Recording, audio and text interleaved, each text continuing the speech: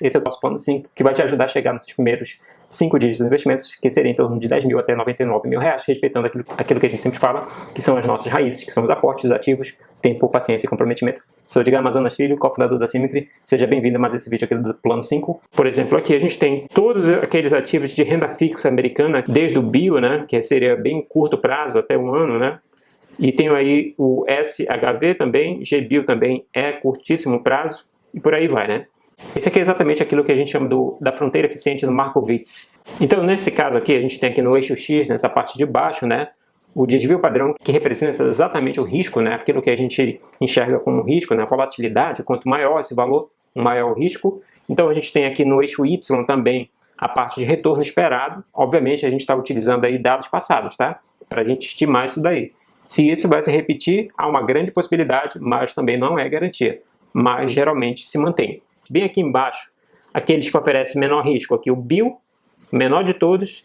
Bem de perto a gente tem o SHV, ali não chega nem a 1%, né? Em torno de 1%, e volatilidade menos de 0,5%. Então, volatilidade bem baixa aqui para o bio e o GBIL, né? Mas lá na frente a gente tem o SHY, o SCHO, já oferece uma volatilidade maior, um retorno maior também, né?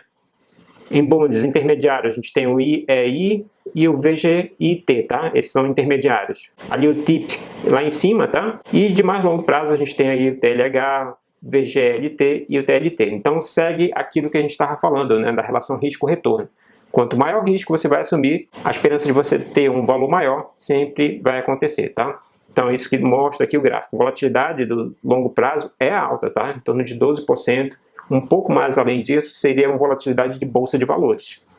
E aí o retorno ainda está ali em torno de 8%. Então, isso é um retorno muito alto para quem vai receber aquilo em dólares, tá? Então, se você é conservador, você pode, de repente, montar um portfólio exatamente com esse tipo de ativos. Inclusive, eu simulei aqui para você visualizar. Ó. Eu coloquei aqui aportando $1.000 e aportando inicialmente $10.000 e mensalmente $1.000 aqui no período de 2017 a 2021, que a gente tem aqui 3 portfólios, tá? O primeiro, o bio, é aquele que a gente tem de menor volatilidade na bolsa americana. O portfólio 2 seria 100% IVV e o portfólio 3 seriam exatamente todos aqueles ativos lá de renda fixa que a gente falou anteriormente, tá? Tudo misturado, os Treasuries Government que a gente falou anteriormente. Não estou falando ainda dos bondes corporativos, que seria a próxima simulação que eu vou mostrar para vocês. Então, nesse caso, olha, como você pode observar, vale ali o risco-retorno. Em laranja, exatamente todos os ativos de renda fixa que a gente colocou. Lá embaixo é o bio.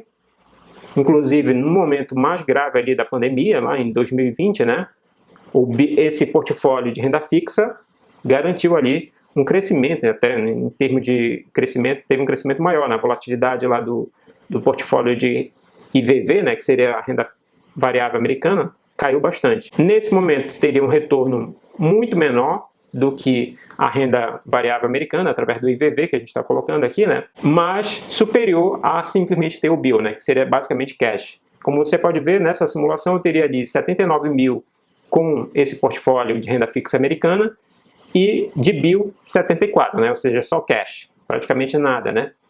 E a renda variável 121 mil. Obviamente que você olhando esse resultado, não, é claro que eu vou querer o IVV, né, retorna muito mais, mas é aquilo que a gente sempre fala, né, dependendo do seu perfil, esse nível de volatilidade não é interessante para você, pode não se adaptar bem com esse nível de volatilidade de ativos fortemente alocados em renda variável americana, por exemplo, IVV, ou ativos individuais. Então, por isso que a gente sempre fala que você, primeira coisa, você define quanto você vai investir em cada país, como vai ser, se vai ser investimento passivo, investimento ativo, qual é a porcentagem de cada um, né? Ou seja, investimento passivo focado em ETFs, por exemplo, a gente está falando somente de ETFs hoje. E ativos individuais, ou seja, escolher propriamente os ativos. Então você tem que enxergar isso. Então aqui, pessoal, tá claro isso aqui, né? Agora, para concluir, vou mostrar aqui nos Corporate Bonds, peguei todos, tanto de curto, médio e longo prazo. Aqui o VCSH, IGSB, e por aí vai, né? Aqui o período de 2010 a 2021, período mais longo. E nesse período mais longo a gente observa exatamente aquilo que a gente falou anteriormente. Olha aqui, IGSB e o VCSH, que são os prazos mais curtos, né, possuem uma volatilidade bem baixa e um retorno baixo também. Mesmo assim, ainda é maior se comparar com aquele retorno lá dos ativos de treasuries, né? Então você tem que entender exatamente que no corporate, retorno maior, risco maior. Então aí em seguida também os bonds intermediários dos corporate bonds, né? Tem o GIB e o VCIT. E por último a gente tem ali IGLB e o VCLT, que seria de longo prazo, volatilidade muito maior do que as outras que a gente tem anteriormente aí, né? E um retorno maior, sempre falando retorno, relação risco-retorno aqui.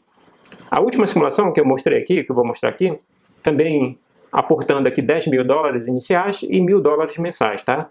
Então aí a gente vai enxergar o seguinte: em azul você vai ter exatamente aquele portfólio anterior de renda fixa que eu mostrei para vocês, em vermelho 100% IVV e em amarelo a gente tem aí todos os ativos de corporate bonds que eu mostrei agora.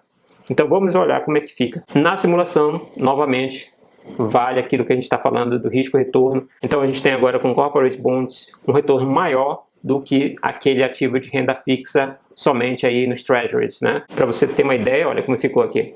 A gente tem 4 mil dólares a mais, no caso, se você investisse naquele portfólio de corporate bonds. Claro, se você for observar, você tem uma volatilidade também maior. Olha esse período aqui, no caso aqui da pandemia, né? Enquanto que em azul, que seria aquele portfólio lá do Treasury, cresceu, o Corporate Bonds caiu, né? Obviamente por quê, tá? Naquele período, várias empresas sofreram ali naquele período mais grave, né? Consequentemente, os Corporate Bonds, eles estão relacionados a esse risco, tá? A risco da empresa. Enquanto que os Treasury Bonds somente está atrelado ao risco do país. O que a gente tem agora, a situação é isso, né? Renda variável através do IVV muito maior, retornando ali 121 mil, enquanto que o portfólio de renda fixa do governo, né, o Government Bonds, 79 mil, e os Corporate Bonds, né, renda fixa do título privado ali, americano, né, das empresas não só americanas, tá? Cada um desses ETFs que a gente mostrou anteriormente, você pode utilizar o site etf.com, e lá no etf.com você visualiza quais são as empresas que você tem alocado ali. Espero que você tenha gostado. Se gostou, não esqueça de deixar o like, compartilha com seu amigo também, ou amiga que também está querendo chegar nos primeiros 5 dígitos e de repente aí precisa desse primeiro passozinho, né? Como é que seria o passo a passo para investir tanto no Brasil quanto nos Estados Unidos. Também não esqueça de se inscrever no nosso canal e ativar as notificações. Vejo você amanhã.